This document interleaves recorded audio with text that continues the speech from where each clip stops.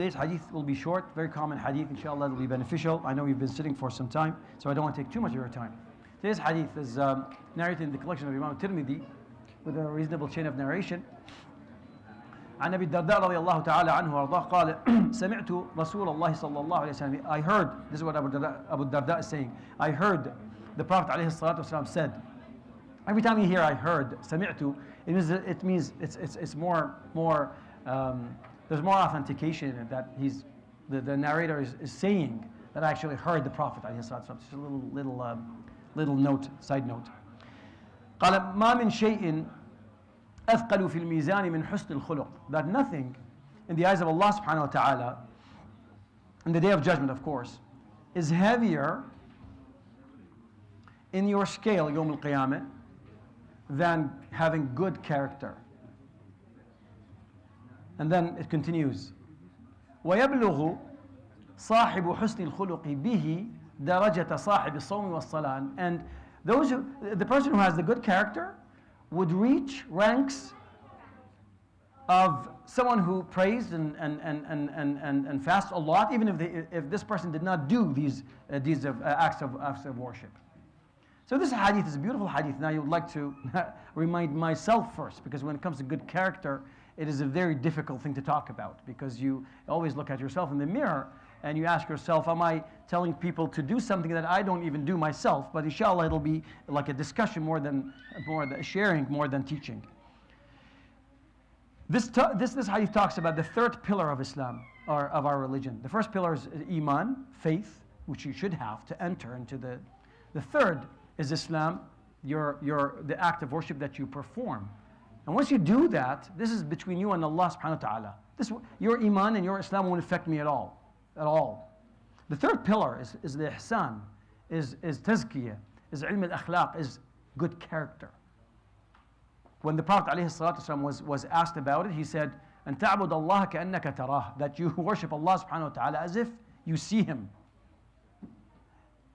فإن لم تكن تراه فإنه يراك. So if you can't really live that meaning, that you worship Allah subhanahu wa ta'ala as if you see him, then rest assured that he's watching you. And this is one of the most difficult things that one can do. Try it for an hour, to sit and just pretend that you're sitting in front of Allah subhanahu wa ta'ala. You know that you see Allah and he's seeing you. See how difficult it is. It's very, very hard to maintain. What the hadith is trying to say is that you treat others with the meaning, with the understanding that you're being watched, that there's always someone writing your deeds. Every single movement you do. And this specific hadith doesn't talk about salah and siyam. These are dealt with in a different hadith. It just talks about good character, treating others. And not only Muslims, by the way. Please don't make this mistake. You're not only obligated to have good character with Muslims, and not only in the masjid. Now we're at our best behavior.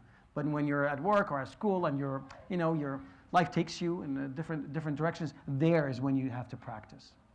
So you see some scholars say that ما بلغ من بلغ, that those who reached higher levels of piety didn't do it with a lot of siyam and salah. They didn't. They did. I'm not trying to trivialize the value of doing a lot of prayer and a lot of salah, a lot of siyam. I'm not saying that. But not only with that. ولكن بلغوه with three things. بسخاوة النفس, that they have such generous character with everything. Not only with their wealth, but even with the way they treat people.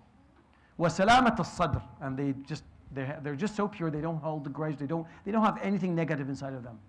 والنصح للأمة, and they're very sincere with people, very sincere with others. These are these three characters, subhanAllah.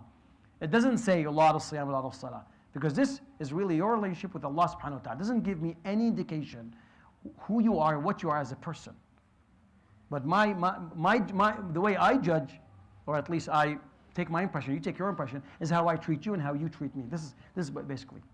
And this is I call the multiplier. Husn al-khuluq is the multiplier. Everything you do, husn al-khuluq and good character comes and multiplies by, I don't know, thousands. Allahu alam. So what he's saying, that sometimes someone with a little bit of prayer, and they're doing the bare minimum, but they have just good character. They go high in ranks where they don't even know where that came from, right? For some people, it comes naturally. Some are naturally, they have that. Others, most people, including myself, you have to fight to build good character. You really have to do jihad with yourself. You have to really push it sometimes because you really want to say different things, but you push it, right? That's what you have to do. And by the way, this is the best way of da'wah. You want to do da'wah outside? You want just do it with good character. That's it. You don't have to know much. Just do it. People will notice it. So this is a beautiful hadith. I always read and I always look at it, and I go like, when would someone reach this level, inshallah? You know, sometimes you can just keep trying, inshallah. I hope this was of benefit. يروي الإمام الترمذي في جامعه بسند حسن عن أبي الدرداء رضي الله تعالى عنه وأرضاه قال سمعت رسول الله صلى الله عليه وسلم يقول ما من شيء أثقل في الميزان من حسن الخلق وإن صاحب حسن الخلق ليبلغ به درجة صاحب الصوم والصلاة. صدق رسول الله صلى الله عليه وسلم. سبحانك اللهم بحمدك لا إله إلا أنت أستغفرك.